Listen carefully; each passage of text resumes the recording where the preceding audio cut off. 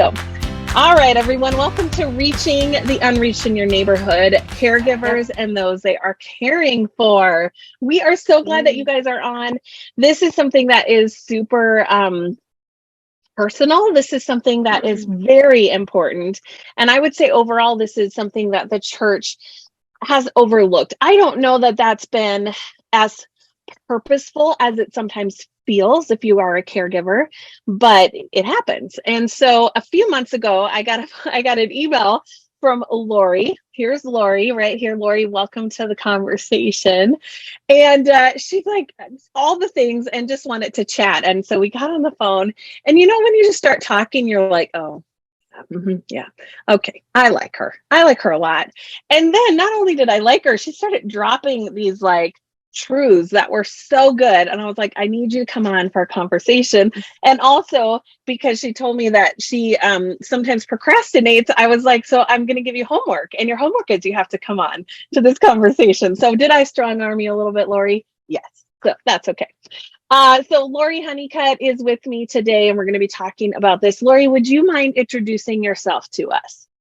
Sure. Yeah, I'm Lorie. My husband, Paul, and myself, we now live in Reynoldsburg, Ohio, which is just outside Columbus.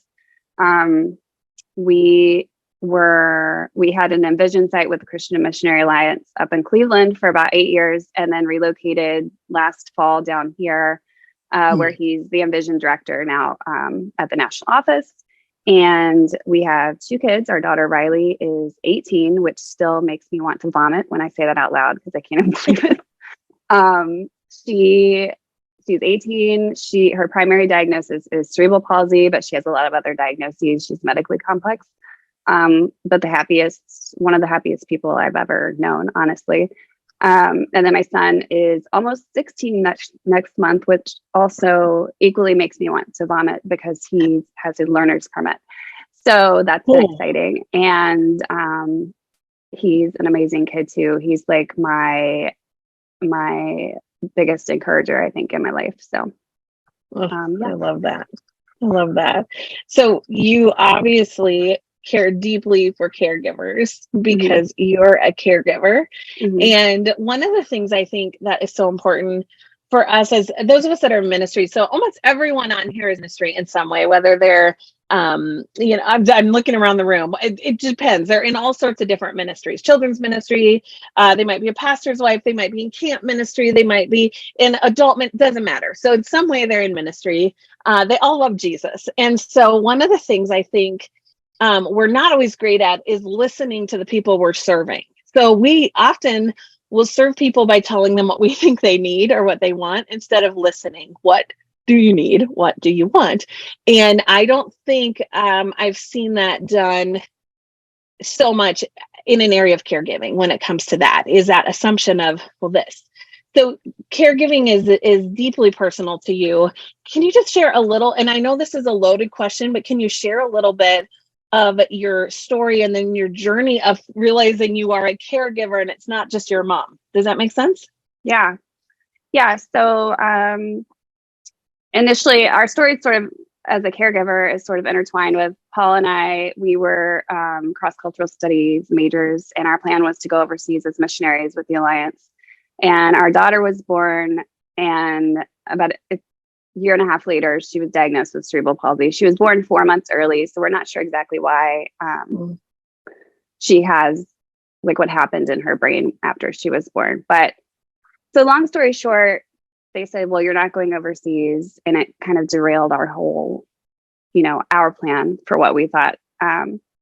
But we lived out west, actually, at the time, because we were working in churches there, doing our home service at the time. And I didn't have many friends who had small children or babies, and definitely didn't have any other people that I knew that had children with disabilities, because it's pretty sparse out there, population wise out west.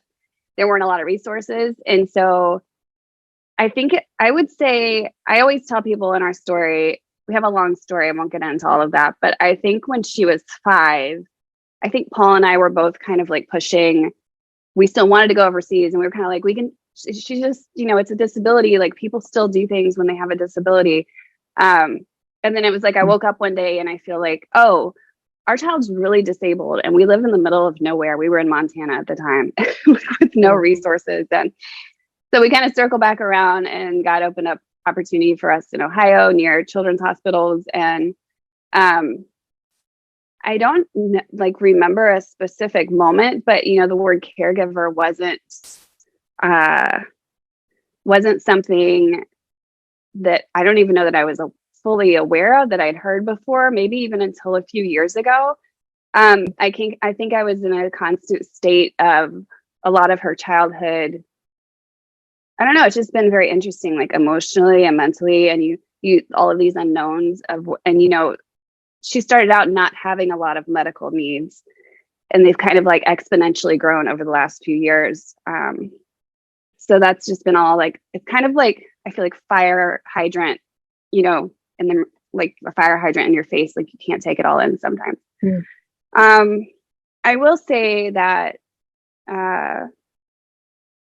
when I started becoming more familiar with the word caregiver and recognizing like I was a caregiver and her mom, that's also been a really difficult thing emotionally and mentally for me to put together, because it's difficult to just be her. You don't get to just be her mom. There's still so many things you have to do from a caregiving standpoint. And it's hard to like not separate the two. And that's been, painful at times. It's been a lot to work through.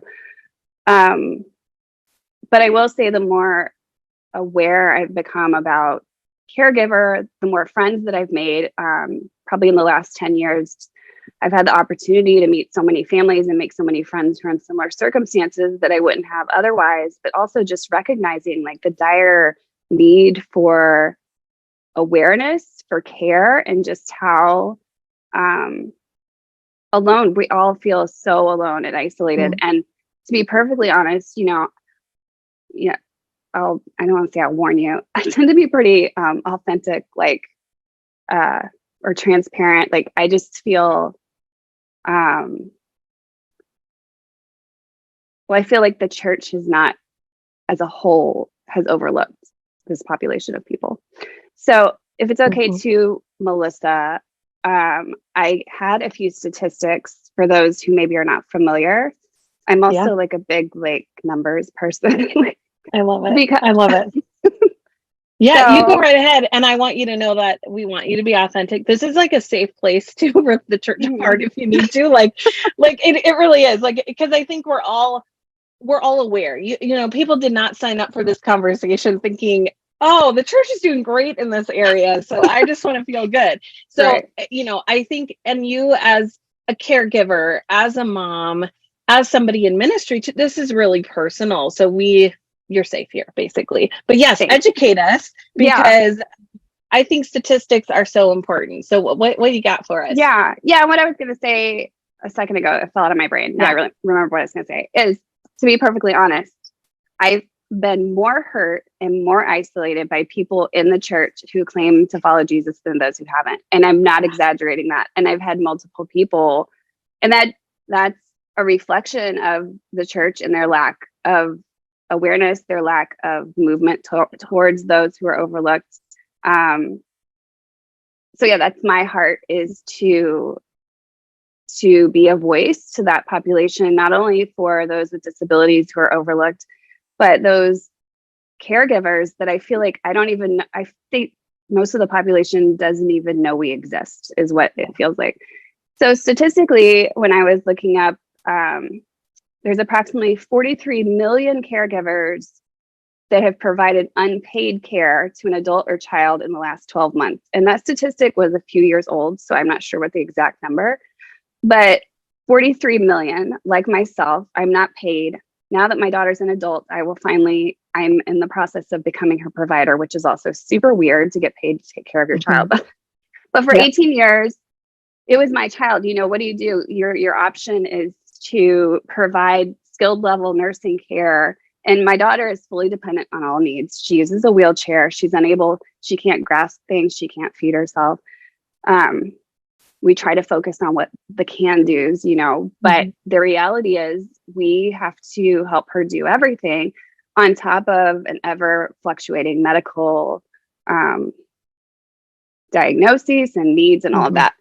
So there's 43 million caregivers. Now, those are various levels of what they would call like burdens. Like I would say our situation is considered more of like high burden because she requires so much skilled level nursing needs. And then 40% of caregivers are in high burden situations like myself. That was the other statistic. And then the other statistic I felt like was both interesting and important was 40 to 70% of family caregivers like myself have clinically significant symptoms of depression, which up to half of these meeting criteria for major depression. And so that's the thing, you know, with caregiving, especially when it's your child, you know, I applaud those who are caregiving for sibling, you know, I know adults who are caregiving for their sibling or for a parent, but like when it's your child, you know, what's your option? You either do it or you send them to a, you know, you don't do that. Your heart can't do, you never think to do that. So, you know, you're in this place, but also you want to love your child, but it's the cycle of like feeling constantly burned out. You know, think about, you have to take care of yourself, just your basic survival needs as a human, but you're also fully responsible for this other human with these fluctuating needs. And it's 24 hours a day, you know, with Riley. Also, I just remembered I was going to ask you and I forgot. I wanted to show a picture because I think it helps people have an idea. Please do. Sorry, I didn't have that prepared. You're fine. Ahead of time. I was thinking. You also just need to know that people are saying you look way too young to have a 16 and 18-year-old. And yes. I think that's encouraging. You're like, you would think. I actually really hate that. I mean, it's fine because people say that all the time. People think that my daughter is my sister, and I was somewhere with my son, and they were like, "Oh, is that your older sister?" And I give up. Like I've tried doing everything with my hair. I just have this like ridiculously. I don't appreciate it yet. I don't know why. We all feel really bad for you that you look so young. So. I know, yeah. So this is, I don't know. Is that a good? Can you guys see? Yep. This is. I apologize for the lack of quality photo. So this is Riley. She literally is like this, I would say at least 80% of the time. I mean, grinning. Yes. Happy, developmentally. So she's 18 developmentally. She is probably around the age of kindergarten. So she loves Sesame Street and Blue's Clues and all those kinds of things. And is especially obsessed with Frozen. But she has, so she uses her wheelchair since she was born. Like she's never been able to sit up or anything independently. But then as she got older and things sort of like started happening, she needed a feeding tube, and then she was having a lot of digestive problems. So at this point, just to give, I think it's important to give an overview of what. Yeah. And my story, our situation is actually mild compared to some of my other friends. And so Riley uses a feeding tube. She's on multiple medications a day that all go through her tube. We catheterize her actually through her abdomen. She had a procedure, so we're able to catheterize her several times a day. And then she has an ostomy bag, which I'm sure some people are familiar with. She has another extra thing, appliance in her belly, related to intestinal care. And we're currently in the conversation of having a separate type of feeding tube placed because she's had so much trouble with that. She's had multiple surgeries. She had a full like spinal fusion, and last year alone spent 100 days in the hospital, which was not a typical year. It was an extra hard year. But anyway, all of those sort of like medical things, that's sort of like our daily, like in and out every morning, you know, getting stuff. Yeah. So thank you for sharing all of that. I don't want to move past the fact, like it breaks my heart that you've been more wounded by people who say they're Christians than not. I have found that we had a lot of people say they've had that same experience. I know just as a foster mom, Yeah, I mean, I've found my people outside the church, and that breaks my heart. Like, it frustrates me. It doesn't make me give up on the church or give up on people who say they love Jesus, but it like, ugh. But also personally for me, I'm like, I have to be with people that are not wounding me because I am chronically depleted. And so it's like I have to be where I know people will get me, so that I feel that angst on my own level, certainly not at your level, but hard is hard. So I hate that.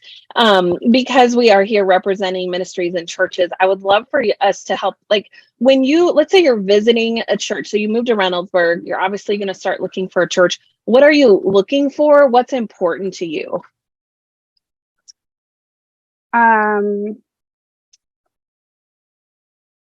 Yeah, from a caregiving, that's not something I've actually really thought much about.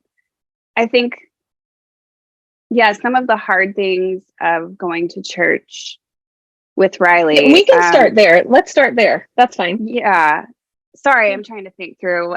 You're good. You're um, totally good. I guess, well, we look for an inclusive environment.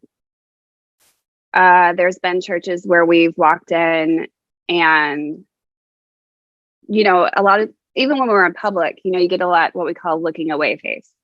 If you don't look, then you don't have to like say anything. So, Riley has an obvious disability, and so that makes people uncomfortable. So we look for an inclusive environment where people are quick to come up. It's also really meaningful when people talk directly to Riley instead of looking at us asking questions about Riley. She's often treated as sort of less human in that way. In general, like in society, people make a lot of assumptions. So I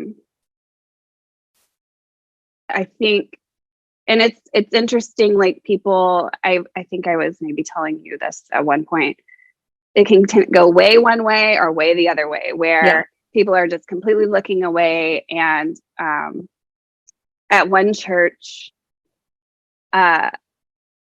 people would ask about, oh, well, can she be involved in this? Can she be involved? And I would say, they never didn't know anything about her. So I'm like, yes, that would be great. And then they're, looking at me, but I need you to ask me good questions. Ask me what I need. Ask me what Riley needs adapted for her to be involved in said activity or, program. And you, Lorie, as a caregiver, correct me if I'm wrong, but you want them to ask those questions. That's not offensive to you. Yes. So one of the things, I feel like I scream in my head, or I scream when I write. When I write, like, that's my internal screaming a lot of times is. And we're gonna share her blog with you guys so you can read her screaming. I think you'll really enjoy it. It's really my good. internal loud voice. I'm a quiet person, but I have an internal loud voice. Ask good questions, please. Like, I don't know what, and this isn't just in the church. It's in the church, but it's everywhere. Ask good questions. So, when people come up, people are nervous to ask specific things about Riley, about her feeding tube. They want to look away. They think they should look away. That's how she eats. And she wants me to like pull up her shirt to show people her tube, like on her belly, because that's part of who she is. But people are often very uncomfortable by that because it's unknown, it's unfamiliar, and they're always nervous. And I feel like the core of that is always fear, right? Yeah. Because it's like fear of, oh, am I going to offend? Well, wouldn't you rather just push through and ask something? At least you're trying, So I feel like there's a core root of fear there, but I'm always just like screaming, like, please just ask good questions, because then it leaves the burden to us. Yeah. To say, okay, well, this is the situation. This is what she needs. And again, when you talk about caregiving, you have caregiving, but then you have the responsibility. You're also the voice for this person. Riley can communicate, but she's difficult to understand, and she can't advocate for herself. So now you're placed with this. I have to choose when to speak up, how to speak up, how to do it without losing it, because then you're going to lose your respect and your people who will listen to you. So So yeah, And I then mean, you I can think always also put limits, right? You can, if they do ask and it's something you're not comfortable answering, you can go that, or you can redirect it, but it's a lot harder. We had a question that I think is important here. Is it okay for young kids to ask questions about Riley? Would they ask questions if they were curious? Colby was saying that her 9-year-old is so curious about medical questions. From what you share about Riley would probably love. yes, Okay. yes. Okay. Yeah.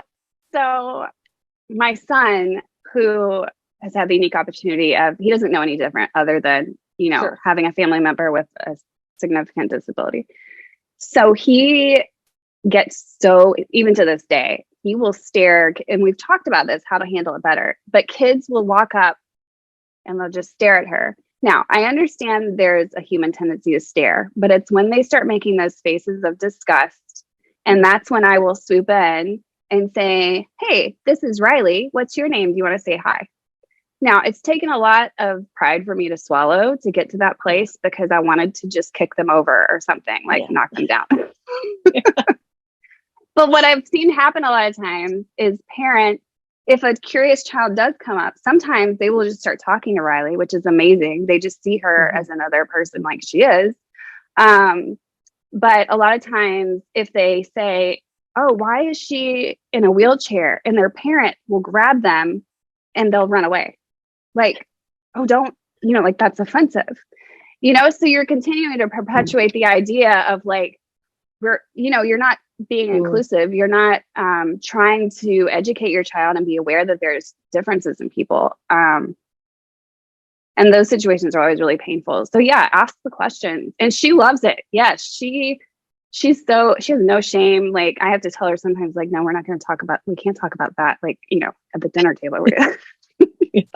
She's very like, so she's verbal, huh? So she's verbal.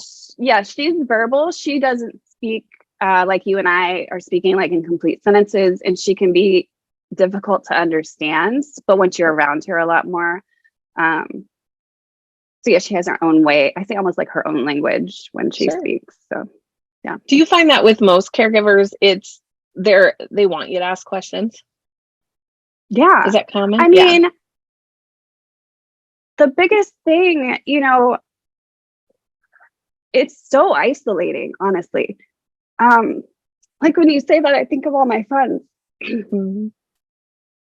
and those in the church and those who have nothing to do with the church. And I can't blame them for not wanting to have anything to do with the church, because they've just left us feeling isolated as a whole. So, yeah. Thank you. That's helpful. I'll tell you this, Lorie, and not in any comparison, but I've had 6 massive knee surgeries, reconstruction, and then replacement. So I've spent a lot of time in wheelchairs, especially when traveling. And I have never in my life understood what that feels like until that. The amount of times I would sit and people would talk over me, talk around me, not make eye contact with me, ignore me, run into me. Like it's the most dismissive, small feeling. And I don't even look like I have a significant disability. And even now, like I'm considered permanently disabled. I have a handicapping. People are like, whatever, liar. And I'm like, no, really, do you want to see my scars? But I just, there's been so many moments where I have felt so much compassion for those that are in wheelchairs, those that are disabled, because I'm right here. Hey. And I almost felt like I should just like slump over and start drooling, because that's what they were expecting me to do. Like I was going to stroke out or something. And even for my husband, who would push me, he would get so mad. So it's a small feeling in general, but it's small to what I'm relating to. But I won't forget that. That's been one of those top 5. So that impacted you. Oh, huge. That impacted you, and it's now more personal to you, and it gave you more of an experience. And on that subject, I think it's important, like when we talk about bridging relationships and equality and inclusion, Not everybody's going to have the opportunity to have a knee surgery and experience what it's like to have to use a wheelchair. Not everybody is going to have a family member with a significant disability. So that means those of you who haven't or who won't have that personal experience, then how do you move towards those who do, so it starts to become more personal to you? How do you create those personal relationships? You come up and you ask good questions. Okay, so let's talk, because people are going, what are some good questions? And I know I put that in our notes, and I really would like us to spend a little time talking about that. What are some great questions to ask? And I know this is going to feel like duh, but we need you to duh us. Like, we need you to just I don't even think I need to give you a lot of questions. I literally just wrote a blog post, I think. A lot's been going on lately. I think one of my most recent ones that I wrote. Oh yeah. What is your name? If you feel so awkward and you're like, oh, this person is severely disabled. Look at all of that. They have an oxygen tank. They have a feeding tube. And you are like, but I don't know what to say. And if you are so fearful that you're going to offend, then just say, what is your name? Because they're human. And once you say, what is your name? And if they can't verbally tell you, they may have a different way of communicating. They may use sign language. They may use a communication device, or their caregiver might help them. At which point, maybe they will say, what is your name? And then it will just it can start the conversation, or point out something that you are comfortable with. Oh, I noticed your t-shirt. That reminds me of something. Oh, that's my favorite color. Just like you would with any other human. But it's like building that personal, when you enter into somebody else's life and you are present, like it's being present with those. And I always go back to the story of Lazarus. It's like one of my favorite places in scripture because, Lazarus dies. Mary and Martha are like, what the heck, Jesus, where are you? Like, he's dead. You're too late, whatever. He didn't have to let him die. He could have killed him, but Jesus, and he chose to pause and weep with them. He didn't just heal him. And that's so powerful to me that Jesus stopped to feel those emotions. And humans in general are we're so uncomfortable with our emotions. I'm so uncomfortable. I cry. That's what I do. I hate that I'm sitting here tearing up in front of you because I just tend to be a very emotional person. But it's authentic. That's who I am, And I love to think that our Savior stopped to feel and weep with us. And if more people would stop and be present and weep with us in our suffering, in our day-to-day, wouldn't that just change the world? Wouldn't that just change the church? And isn't that the love of Christ? Like, just being present. So good. In the heart, So, and one of the things that we found, the most difficult is, well, actually, do you mind if I read a quote? Do it, please. You can do whatever you want at this point because you're making me cry. You're making me. I just want to say too, the amount of times I'm feeling convicted because instead of asking the disabled person their name, I'll ask the caregiver what their name is. And I can literally see myself doing that, and it breaks my heart that I've done that and just overlooked. So I need a quote because now I'm crying. Well, and also too, it's important with those. I've noticed people who are deaf and there's someone interpreting with sign language. People will look at the interpreter as they're answering instead of looking. It's very important to see that person. You can hear the interpreter, but continue that eye contact. It's presence. You're dignifying them and you are accepting them, loving them. But it's you have to do it intentionally because it doesn't come naturally. Because I've done that too when I speak through interpreters in different countries or different cultures, and it's so easy to have a conversation with an interpreter, but the person asking is right here. So I literally have to intentionally focus here when all of my training has been eye contact with the person but no, it needs to be here. That's a really, really good, important. And that's a lot of it. A lot of all of this is it has to be intentional, and it's sometimes uncomfortable choices that we have to make. And I can sit here and tell you that if I didn't have Riley, I would be in complete ignorance to all of this. And so I have to be really careful about what I allow to offend me or anger me, because I know that if I didn't have her to teach me, that I would be in that same place. But I have learned a lot of things, a lot of, relational, it all has to be intentional a lot of times, because we're not naturally, and the more intentional you are, the more comfortable you are. And again, building those relationships with people. And then when you go out in public and you see somebody else with a disability, well, if you've already made a friend with this other person, it's become more natural to you, to understand more of what they need, more of what their desires are, things like that. But one of the books I had recommend as like a recommended reading, I just wanted to read a quote. I don't even remember what we were just talking about that made me think of that. No, it's good. Go for it anyways. Oh, okay. So it's from the book, My Life is Not a Prayer Request. There is a difference between curing and healing, and the church is called to the slow and difficult work of healing.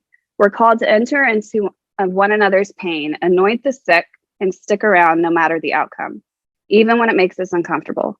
Instead of desperately trying to cure all disabilities, the church should do the slow and difficult work of healing the surrounding society by tearing down spaces, practices, and mindsets that are inaccessible to disabled people, even when those spaces are inside the church itself.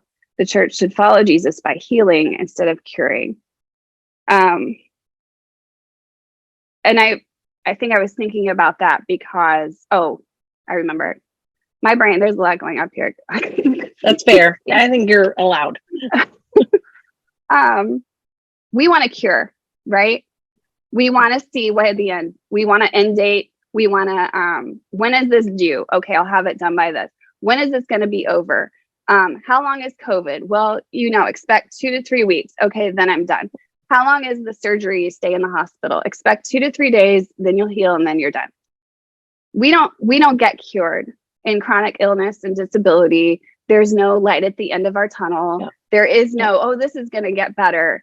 And when I was reading that, because I always say, I think our family and others in our situation, we end up feeling like we are too much, which is really insane, because we already have this huge burden, right? Which pains me to say that because it's my daughter, but that is what it is. Yeah. It's a burden that we try to carry but we already have all of that. And then when people tend to look away or just assume, well, they're just used to it because that's their life going on and on and on with all of these, hospital stays, the day in, the day out. It's too difficult for people to enter into that chronicity. That's a new word that I learned this week. Sounds fancy. Good. You do. But it's this and how do you keep the faith? How do you keep going? How do you keep loving well in that hard that never lets up? We don't get to choose, but the church is telling us right now, sorry, that's just really heavy. And we can't come alongside you with that. That's just a little too much. Then, and I think we've seen that in ways of like the lack of tangible support. And I'm not saying this has always happened, because there have been some occasions where people have supported us well in brief periods of time. But like we will see people supporting through like meal trains for a family never had a surgery or something. My daughter spent 100 days in the hospital. And at that point, we were still in Cleveland living there, and we were down here in Columbus because we use Nationwide Children's Hospital. So our family was ripped apart. And it was just, every aspect of that experience was difficult and painful and emotional. It's still something we're processing, I think, the trauma of all of that. But we felt so alone. And we have felt that more often than not. And I'm sorry to say that, it's the truth. But the times that we have felt loved the most, when I talk about presence, is when people have showed up. When they didn't say, let us know if you need anything, that put the burden back on us. Well, I'm not going to pick up the phone. That's just more of a burden for me to have to think of. And then you feel bad. You just do. Yeah. I need someone to just show up, Yeah. People have showed up sometimes with a meal and just dropped it off. That's incredibly meaningful, especially because I'm gluten and dairy free, and that's really hard to cook for. And I get that. It's like going the extra mile. But people have showed up in the hospital with no agenda, and it didn't feel like that token visit, right? They just sat there and they brought me coffee and they sat with me when they could. Those are meaningful entering into our story. So I appreciate that's so helpful. Cure versus healing, right? Healing is slow, and we want everything, Yeah. No, I think that's so helpful. And I'm having all these layers of my own story coming up in my mind too, but I just because I have all sorts of chronic and and people are like, why aren't you better yet? And I'm like, so all the things. We don't have a ton of time, so I want two things. I read a little bit in your notes. One of the things, and I think this is first of all, let me back up. For those of us that are watching, listening, you might go, but I don't know anyone who has a severe disability. This stuff applies regardless, whether that kid has severe ADHD, okay, whether that family is a foster family. Okay, I'm going to throw that in there. That's a really big deal. This is all I literally just texted my neighbor. Her son died 3 weeks ago. I texted her today. How are you? Because we're always good in that first week, but do we keep checking? And I'm not saying, let me know if you need anything. I'm like, I'm going to make extra food this week and just run it over there because, and that's not to pat myself on the back, but I think because I've spent enough time on this side, I understand this side a little more, but just keep in mind, okay? Because I know right now I'm like, well, I'm clearly flying to Columbus to take Lorie some coffee. But that's not the point. The point is, who can we enter into? So two things, because we've got like 5 minutes left. First of all, tell us about dinner. Because people invite you guys over for dinner, and maybe the thought is, well, she's in a wheelchair. We don't know, we have stairs or whatever. Help us understand why you want them to ask, even if they feel like you probably can't come. I don't know if it's Ohio. We're not from Ohio. So we're from the South. So maybe it's an Ohio and out West thing, but we are rarely invited into other people's homes. We host a lot. We love having people over. We all in our family love to cook, to be in the kitchen and to bake. But then you recognize after a while that the invitation doesn't go both ways. So we've always wondered about that. And I have heard a couple of people been honest about it before. Like, I didn't know if you could get in your house. And I said, well, you didn't ask. And the thing is, I think in my notes, when I said to you is, they're making the decision for us. When you don't invite because you make assumptions, you're making decisions for us. And so you didn't even give us the opportunity. The fact is, if you have some stairs to get in your house, I have a son and a husband, and they'll both take a side of her wheelchair and hoist her up the stairs. It's not easy, but we can do it. And it's just another way I think that's left us and other families feeling isolated. I know with other families with even more complex kids that maybe they have oxygen and they have a trach or different like larger equipment needs. I think that overwhelms people too. And they're like, I don't know. But I just think it's all about assumptions. And I think it all goes back to, if you were asking good questions and getting to know people, Yeah.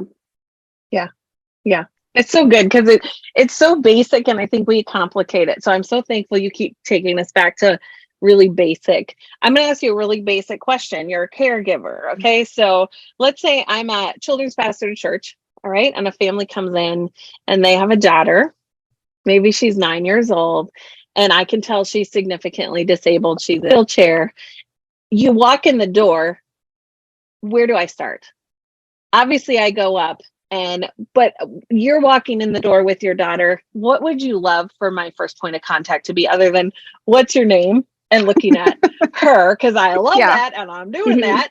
I think I'm going to be in the airport next week. Like, what's your name? What's it? Then people are like, she's so weird, but I just love that. So like, I just want to really practically, because we don't want to, way too many people leave churches because the church will actually say we can't handle that. But that's a whole thing I don't have time to stand on and yell about right now. But part 2. Well, yeah, part 2. I already told Lorie, I'm like, we're doing a part 2 about this. So, where do I start? What do you want me to start with? Like, you walk in the door with Riley. She's 9 years old. You probably want her involved in the children's ministry, not just sitting in the big service. So you're saying if you were the children's pastor? I'm the children's pastor. Yeah, you're the children's pastor. What do you say?